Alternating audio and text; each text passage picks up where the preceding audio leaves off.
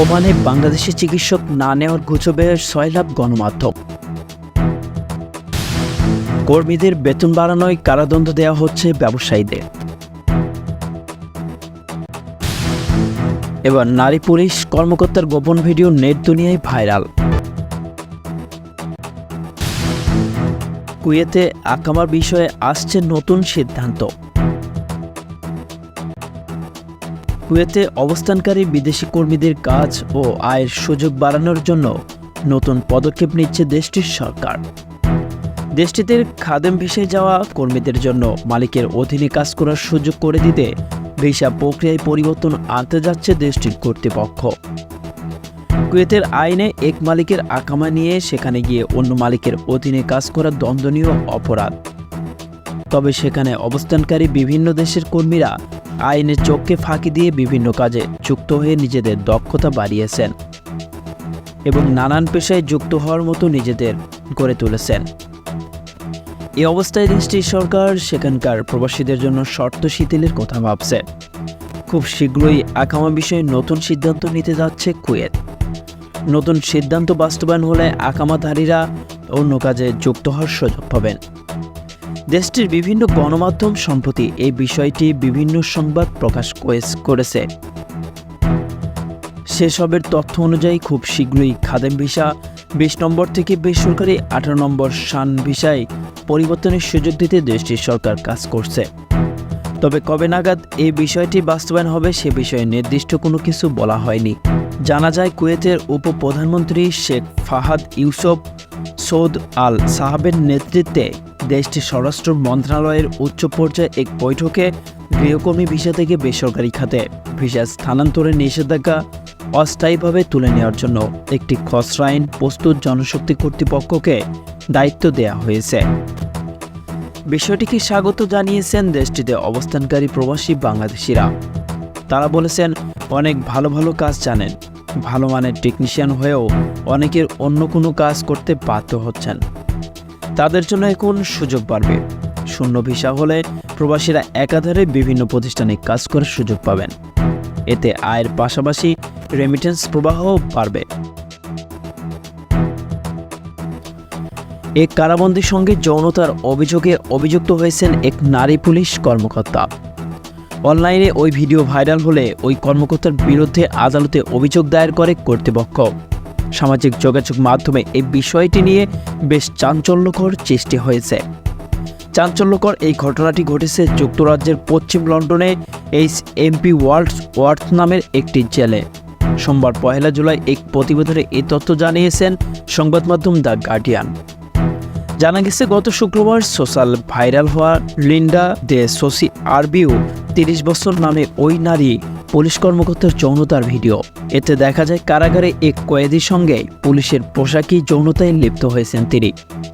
ভিডিওটি প্রকাশ্যে আসায় বিব্রত প্রশাসন। লন্ডনে স্কটল্যান্ড ইয়ার্ডের এক পুলিশ কর্মকর্তা বলেন, জেল কর্মকর্তাদের এমন ঘটনায় কোনোদিনও বরদাস্ত করা হবে না। এরই মতো অভিযুক্তদের বিরুদ্ধে অভিযোগ দায়ের হয়েছে। তদন্ত শুরু হয়েছে মেট্রোপলিটন পুলিশ। স্কটল্যান্ডে প্রকাশ্যে আসার পর অভিযুক্ত চাকরি থেকে ইস্তফা দিয়েছে বলেও জানা গেছে। এইচ.এম.পি. ওয়ার্থ জেল নির্মাণ করা হয়েছিল 1851 সালে। সে সময় অল্প কয়েদির জন্য এই জেল নির্মাণ করা হলেও বর্তমানে 163% বেশি কয়েদি রয়েছে এখানে। প্রায় 1,500-এরও বেশি কয়েদি থাকায় সেখানে প্রায়ই বিভিন্ন ঘটনা ঘটে। তবে জেলে পুলিশ কর্মীর সংখ্যাও অনেক কম। কারাবন্দীদের মধ্যে ব্যাপক সহিংসতা, পোকামাকড়ের উৎপত্তির মতো সমস্যা রয়েছে। এক্ষেত্রে এসব সমস্যার সমাধানে দ্রুত ব্যবস্থা নেওয়ার তাগিদ দেওয়া হয়েছে বলে জানিয়েছেন কারা কর্তৃপক্ষ। জান্তার শাসনামলে মায়ানমারের দারিদ্র্য ও মুদ্রাস্ফীতি ব্যাপকভাবে বেড়েছে। এমন পরিস্থিতিতে কর্মীদের বেতন বাড়াচ্ছেন ব্যবসায়ীরা। এই কারণেই ব্যবসায়ীদের গ্রেপ্তার করে জেলে ভরা হচ্ছে। মার্কিন সংবাদ মাধ্যম নিউ ইয়র্ক টাইমসের এক প্রতিবেদনে এসব তথ্য উঠে এসেছে। মায়ানমারে অস্থিতিশীল রাজনৈতিক পরিস্থিতিতে মুদ্রাস্ফীতি বেড়েই চলছে। এমন পরিস্থিতিতে দেশটির ব্যবসায়ীরা কর্মচারীদের বেতন বাড়াচ্ছেন। বেতন বাড়ানোর কারণে সম্প্রতি দেশটিতে অন্তত 10 জন ব্যবসায়ীকে গ্রেপ্তার করেছে জান্তা সরকার। মায়ানমারে গ্রেপ্তার হওয়া ব্যবসায়ীদের মধ্যে একজন হলেন পায়ে ফিজিও কর্মীদের বেতন বাড়ানোর জন্য তার 3টি মোবাইল ফোনের দোকান বন্ধ করে দেওয়া হয়েছে। তাছাড়া তার বিরুদ্ধে অসন্তোষজনক উস্কে দেওয়ার অভিযোগ আনা হয়েছে। তবে তার একটি দোকানের বাইরে একটি সাইনবোর্ড ঝরিয়ে দেওয়া হয়েছে, তাতে লেখা হয়েছে সমাজের শান্তি শৃঙ্খলা লঙ্ঘনের জন্য দোকান বন্ধ করে দেওয়া হয়েছে।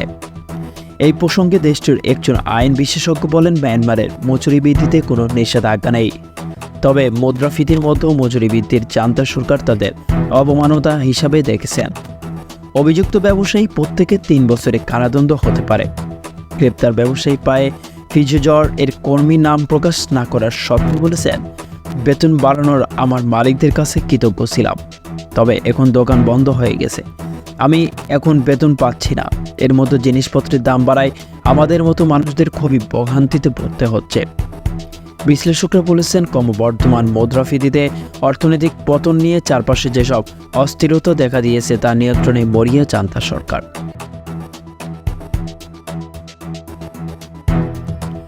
ওমান সরকারের বিদেশি চিকিৎসক নিয়োগের একটি বিজ্ঞপ্তি সম্প্রতি সামাজিক যোগাযোগ মাধ্যম ফেসবুকে ছড়িয়ে পড়ে, যাতে বলা হয়েছে চীন, রাশিয়া ও ইউক্রেনের পাশাপাশি বাংলাদেশি চিকিৎসকরাও আবেদন করতে পারবেন না।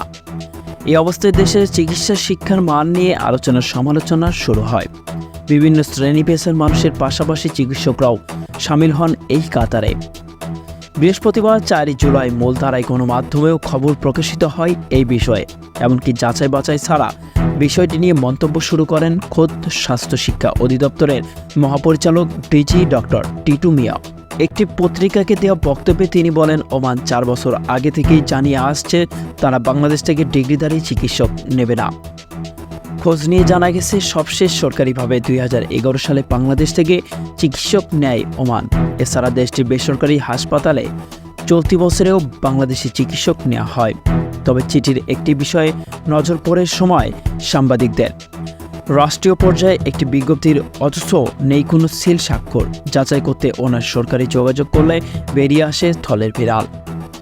ওমানে নিয়োজিত বাংলাদেশের লেবার কাউন্সিলর মেজর রাফি জানান, এ ধরনের কোনো বিজ্ঞপ্তি ওমান সরকার দেয়নি, বরং বাংলাদেশিদের প্রায় 250 থেকে 300 চিকিৎসক সেখানে দক্ষতার সঙ্গে কাজ করে আসছেন।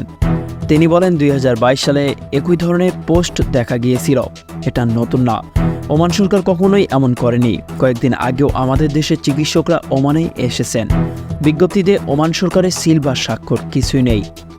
এ বিষয়ে জানতে চাইলে জনস্বাস্থ্য বিশেষজ্ঞ ডক্টর বেনাজির আহমেদ বলেন, যেখান থেকে গুজবটা ছড়ানো হয়েছে তাদের খুঁজে বের করে আইনের আওতায় আনতে হবে, যাতে ভবিষ্যতে বাংলাদেশের সুনাম নষ্ট না হয়, এমন ভুয়া ফেসবুক পোস্ট কিংবা ভুয়া প্রতিবেদন আর না হয়। এ বিষয়ে পদক্ষেপ নেওয়া উচিত। এদিকে প্রথমে গুজবে গা ভাসালেও স্বাস্থ্য শিক্ষা অধিদপ্তর মহাপরিচালক ডক্টর টিটু মিয়াও বলেন, বিষয়টি নিয়ে পররাষ্ট্র মন্ত্রণালয়ে যোগাযোগ করেছি, কিন্তু অফিসিয়ালি কর্তৃপক্ষের মাধ্যমে কোনো বার্তা নেই। অবশ্য আমরা এ বিষয়ে মন্ত্রণালয়ের মাধ্যমে আইনগত ব্যবস্থা নেওয়ার চেষ্টা করব। সংবাদের এ পর্যন্তই। পরবর্তী নিউজ আপডেট পেতে আমাদের সাথেই থাকুন। ধন্যবাদ।